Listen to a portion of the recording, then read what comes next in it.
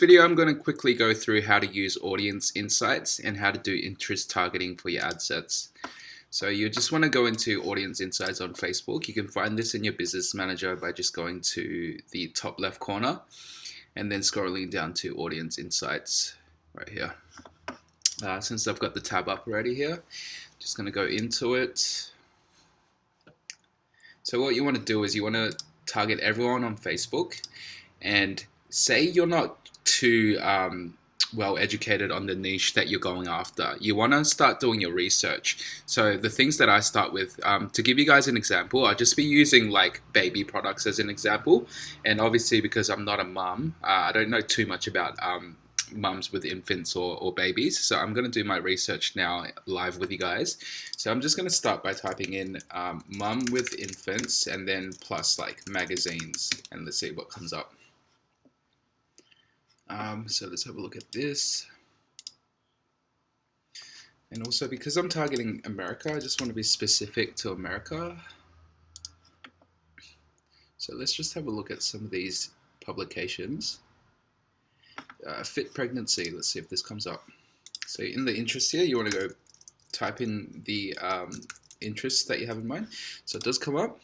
What you want here, you want the range to be, yeah, this is pretty sweet. So now, a lot of dropshippers, some teachers might teach you to do micro ad sets between 50,000 to 300,000, and other people will teach you to do really broad interest targeting in the millions. For me, I like to use both strategies, and I just go with what the data tells me. So I don't limit myself to small ad sets or large ad sets. I actually try both. So this one's a pretty good audience size. Now, what we're looking for here is related interests that are relevant to this. So we'll just go into page likes here. And what you're looking for is you want the affinity to the related interests. You want them to be really high. So also you want 85% of these categories to be related to that interest, so you know it's a good interest to target. So this looks all pretty good, like parents, motherly, deals for mummy. These all look pretty relevant. Now we want to go down here and have a look at the affinity. These are really good. Even if it's like in the thousands, that's better. But like you want these to be really high because it's telling you that it's highly relevant interests. So now we've got this. This looks like something I'll be interested in testing out. I'm going to just go into my ad set here, into my ad account here, and show you guys an example of like how to do this. So I'll just, let me just use this as an example.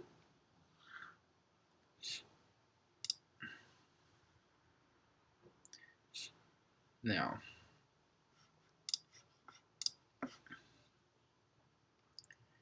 so the reason why you want to check this is because sometimes the actual interest can be deceiving. For example, like I was doing some kitchen products the other day and I decided to type in Tupperware, but then what came up was really surprising. See, if I didn't do the check on this, then I wouldn't know, and I would have probably just wasted money testing that ad set. But just typing it in here in audience insights, we could see that like the page likes, it's not really relevant to Tupperware. So we're looking at like Aldi. It's a little bit relevant, but probably a little bit to the left. And look at the affinities, they're really low, like which means it's probably not that relevant. So something like Tupperware is something that I probably wouldn't use, or if I was to use it, I would cross it with another interest to make it more refined. So you definitely want to just check your interest on audience insights to make sure it's legit. So just back to this example here. So we want to have a look at this, if it comes up in the detailed targeting. So let's have a look. What was the interest name? It was fit pregnancy, wasn't it? So let's have a look.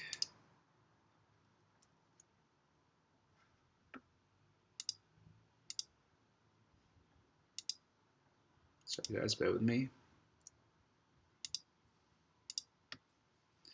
Just trying to have a look at this audience size. So laggy right now. Excuse me, guys.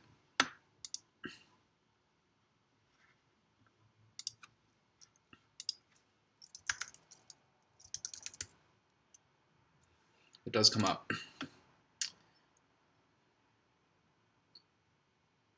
And the audience size that I have in America, with age and gender not restricted is 2.5 million. So that's a good size ad set. I would test this just purely this single interest on its own. So I'll just do this and name it in the ad set. And then I'm going to type in 2.5 million just so I know the audience size, and then I'll go ahead and publish that just to test it out. Now, you do want to do your research before publishing your ad sets, because obviously you don't want to launch too many ad sets. That's burning your money. You want to pick, like, say, the best 5 to 10 interests that you believe is going to be the best bet for customers to buy your product, and then do that. So you want to spend your time to make sure you're finding the best interests to test. Okay, so that's audience insights in a nutshell. And also, I just wanted to show you guys another thing. It's really good because, say, like, okay, we went through mums with infant magazines. So let's try like brands. 12 cult favorite baby brands found by mums. See, this is something I would have no idea about if I didn't do my research. Like, unless I was a mum with a baby, I wouldn't really know this shit. So this is something that you should be doing for your niche before you launch your product. So let's have a look at this one. California baby, that doesn't come up. So skip, move along. Let's see if this one comes up. Nope, doesn't come up again. Maybe these brands are a little bit too niche and they won't pop up on Facebook. I don't think these brands are going to pop up. They might be a little bit too small.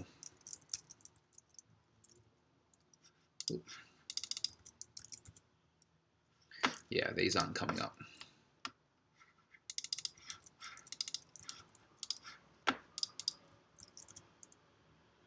And now, say you just want to start with something a bit general, like everyone kind of knows what Huggies is. So let's just see if this will be a good interest to use. So let's go to page likes. Let's see if it's relevant. Now you can see it's quite relevant. People that like Huggies also like Johnson's Baby, Disney Baby, Fisher & Price, Baby Center. These all look pretty relevant, the interest. And if you have a look at the affinity, these are quite low, but I would take that with a grain of salt. So these, I actually would test all these interests separately as well. And now the big debate here is the difference between micro ad sets and broad interest ad sets.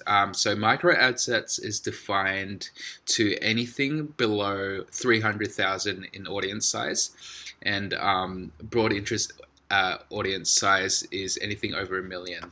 So I actually wanted to test this out for myself to see what the difference is, because there's a lot of back and forth about what is the right strategy to use. So I implemented both, and I will just share with you guys my results. So if you look at the ad set name next to US, if it says micro, these are all under around 300K. Some of them are just under $500,000, but I went ahead with them anyway. So let's go have a look at the lifetime results. So these micro ad sets, we've spent just less than $20 on each. Some of them are just ticking one sale, which is about, for this product, I think it's losing money because the cost per purchase is greater than the retail cost minus the product cost and the ad cost, obviously. So that some of these aren't performing at all, so I'll probably go ahead and kill them off soon. See these micro ad sets on $10 each. Yeah, out of how many that I launched, let's see.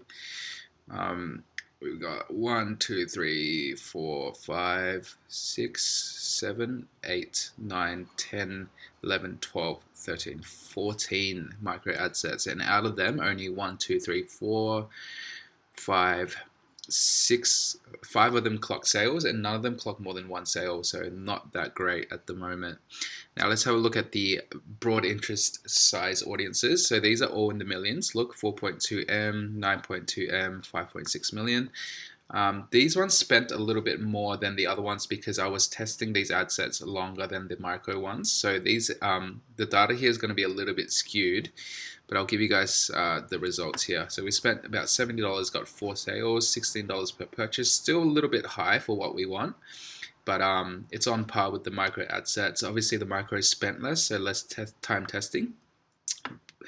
And yeah, some of these bigger ad sets actually cost per purchase wise are a little bit more expensive than the micro ad sets. But with that said, there's not enough data to tell me whether or not micro ad sets is the way to go or not. It's still too early, and I think this product is not really a good example, as it probably isn't going to be a winner for me given the stats right now. So yeah, that's broad targeting versus micro targeting in a nutshell. And if you want to go ahead and do micro targeting, you definitely want to use audience insights to find the laser focused interest that will hit home for your niche. And if you want to try broad ad sets with these more kind of niched down, more refined targeting interests, what you want to do is try collect the most relevant ones and stack them up in one ad set until it gets to 1 million. So I've done this for one of my ad sets, which I'll give you an example for. So it's actually not this campaign here. Actually, not that account, not that ad account, sorry. So let's have a look here. Just to give you guys an example on how to do this stacked interest ad sets. Now, if we have a look at, I think it might have been this one. See, I picked out 1, 2, 3, 4, 5, 6 very niche baby brand, clothing brand interests, and I stacked them out until it reached 1 million, and then I launched this. Still no results yet. We've only spent $6, so and still learning, so we'll give it a bit of time. But yeah, that's just as an example on how to set it up, and this is what it looks like when you stack them up before you launch. So in your interest, we've got just all the different interests stacked up into one detailed targeting box. Okay, and that's it. A little trick for you guys to use is to exclude AliExpress or dropshipping from your audiences. This is not going to prevent but minimize the risk of other dropshippers copying you. It's inevitable, like it probably will happen in this game, people copying you. It's just part of the part of the game, I guess, but it is a way to kind of like make it less likely that you'll spend your money to advertise the dropshippers. So yeah, that's it in a nutshell. That's broad targeting versus specific interest targeting.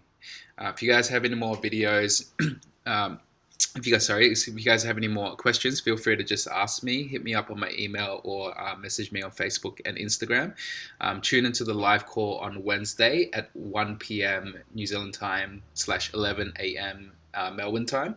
We'll be delving into Facebook ads quite a lot this week on Wednesday, so make sure you tap in on that call.